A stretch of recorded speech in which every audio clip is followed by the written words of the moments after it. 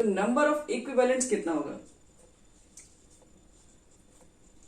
तो number of equivalent is equal to आपके पास होता है, पहले बात तो मास तो रहेगा ही, गिवन मास।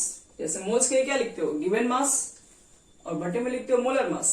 अब यहां पर मोलर मास मत लिख देना, बस यहां पर लिख देना इक्विवेलेंट मास होता है।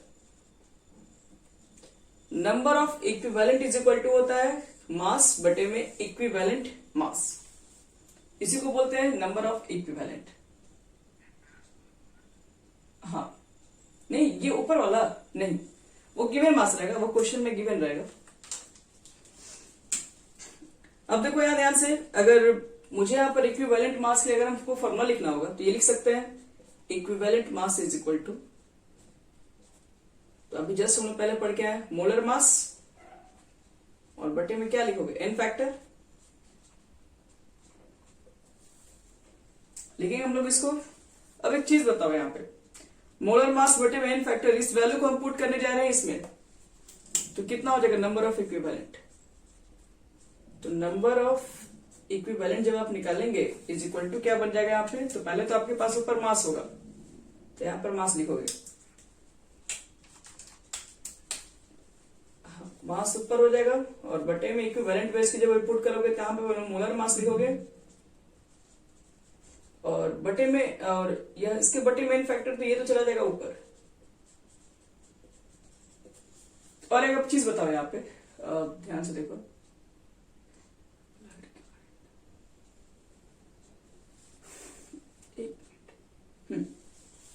मास बटे में मोलर मास को क्या बोलते हैं?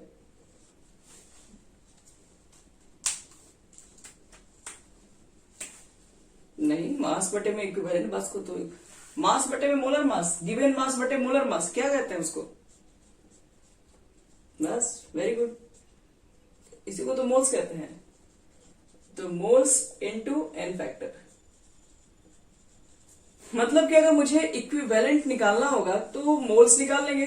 मान लो कि अगर आपको इक्विवेलेंट वेट निकालने का मन नहीं कर रहा है तो मोल्स निकाल दो उसका, इनटू कर दो एन फैक्टर से, तब भी आपको वो नंबर ऑफ इक्विवेलेंट निकाल सकते हैं हम लोग। तो ये हमारा हो गया नंबर ऑफ इक्विवेलेंट वेट निकालने के लिए, जो कि हमको नॉर्मिटी के अंदर जरूरत पड़ने वाला है।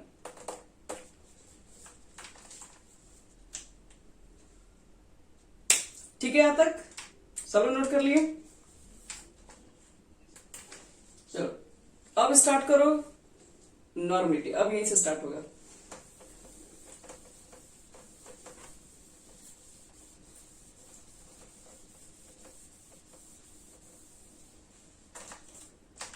लिखो बच्चों, हेडिंग करो normality.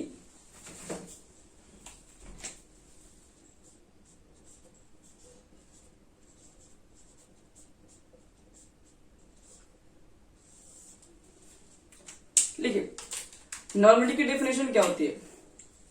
Number of gram equivalent या नंबर ऑफ इक्विवेलेंट, बताएं दोनों की चीज होता है। Number of gram equivalent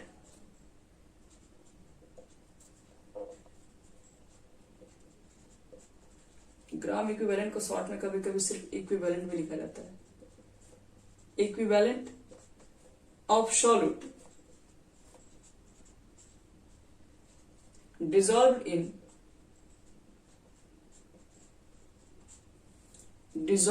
in 1 liter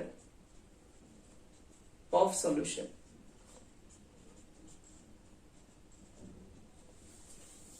बस इतना ही है। नंबर ऑफ ग्राम इक्विवेलेंट्स या number of equivalents of solute dissolve in 1 litre of solution, 1 litre के सॉल्यूशन में आपके पास नंबर ऑफ जितने ग्राम इक्विवेलेंट प्रेजेंट होंगे सॉल्यूट्स के, उसी को नॉर्मिटी कहते हैं। यानी किसके लिए अगर फॉर्मूला लिखा जाए तो नॉर्मिटी इज इक्वल टू लिखोगे नंबर ऑफ इक्विवेलेंट या ग्राम इक्विवेलेंट, और बटे में आपको लिखना पड़ेगा शॉर्ट में वॉल्यूम, और ये भी वॉल्यूम चाहिए लीटर में। अगर लीटर में नहीं है, क्योंकि आपको मालूम लीटर में जल्दी क्वेश्चन में रहता ही नहीं, वो एमएल में ही रहेगा, तो एमएल में रहेगा तो ऊपर 1000 से मल्टीप्लाई कर देना बस। Number of gram equivalent into 1000, तब जाके बटा में आपके पास वॉल्यूम हो जाएगा, वो एमएल में। अगर आपको डायरेक्ट रखना है तो इसमें डाल दो।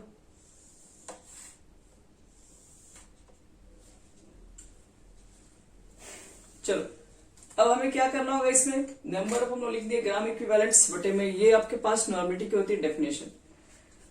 अब अगर हम पूछेंगे कि वॉल्यूम तो मान लो हमें समझ में आता है, क्वेश्चन में गिवन रहेगा वो तो लिख देंगे, लेकिन ये नंबर ऑफ ग्राम इक्विवेलेंट कैसे कैलकुलेट करेंगे, तो अभी जो जस्ट आपको बताया नंबर ऑफ इक्विवेलेंट कैसे निकालते हैं।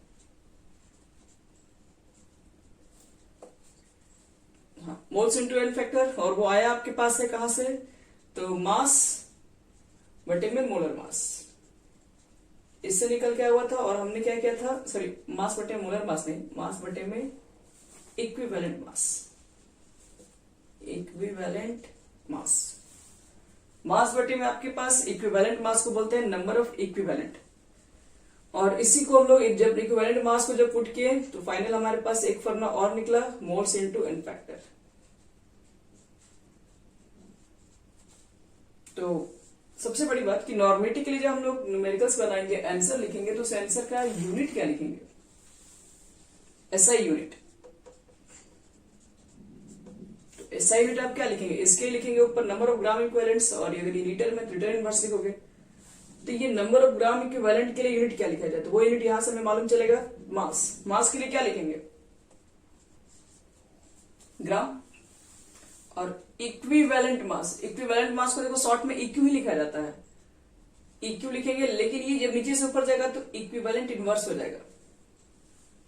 और रही बात बच गया में आपके पास वॉल्यूम, तो नीचे ये भी है तो ये भी जाएगा ऊपर में, तो ये लीटर इनवर्स हो जाएगा। तो यही आपके पास हो जाएगा gram equivalent inverse litre inverse. और अगर आपको इतना नहीं याद रखने का मन है तो आप शॉर्टकट वहां पर एन यूज कर सकते हैं, कैपिटल एन। कैपिटल एन भी इंडिकेट करता है नॉर्मेटिव को। जैसे मेरे पास मान लो आंसर सब कुछ सॉल्व किया 5 है, तो 5 एन भी लिख देंगे तो भी सही है, नहीं तो ये भी लिख दोगे तो भी चलेगा सब।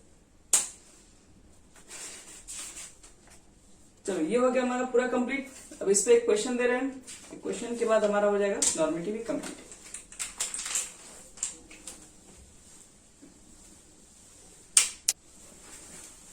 देखो नॉर्मेटिव के क्वेश्चन को कैसे बनाएंगे।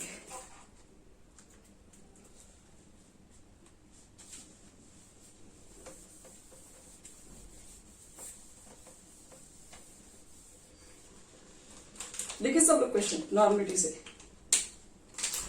क्वेश्चन हमारा है calculate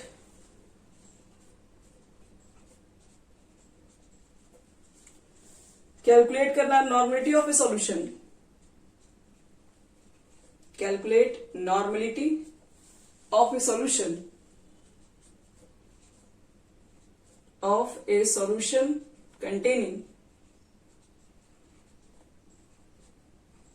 containing 9.8 gram H2SO4 in 250 ml। ml ना लिखकर अगर सेंटीमीटर क्यूब भी लिखा रहेगा बच्चे लोग तो वही चीजें होता है। 250 ml of the solution,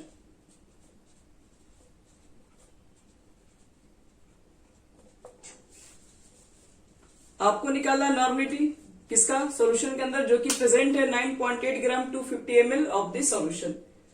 250 ml solution के अंदर जो 9.8 ग्राम H2SO4 है उसकी नॉर्मेलिटी आपको बताना है कितना हो। तो देखो बनेगा आप लोग से, इसका आंसर 0.8 होगा। देखो कैसे,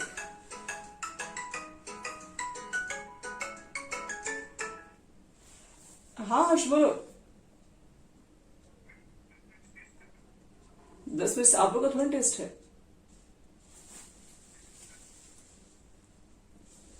सबका 0.8 आ गया बच्चे लोग। किसी को डाउट है क्वेश्चन कैसे बनेगा, आइए देखिए जिसको डाउट है बता रहे, डाउट है तो बताओ नॉर्मेलिटी का फॉर्मूला क्या लिखोगे ऊपर।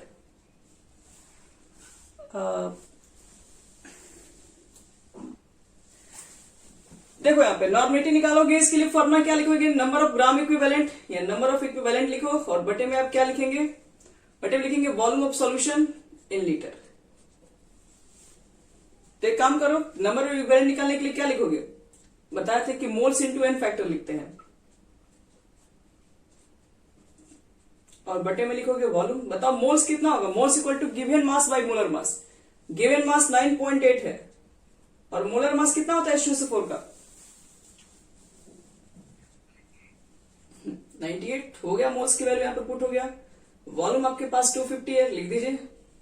और H2SO4 के लिए क्या लिखोगे इन फैक्टर? 2 हो गया। और n फैक्टर के बाद आपके पास ये ml में है, तो 1000 से एक बार और मल्टीप्लाई करना पड़ेगा। बस अब कटाना स्टार्ट करो। ये पूरा कट गया यहां से, ये 2 जीरो यहां से जाएगा आपके पास, 5 से कटाओ 2 में, यानी 4/5 यानी कि 0.8 नॉर्मलिटी। चलो बच्चे लोग, ये हो गया कंप्लीट हमारा।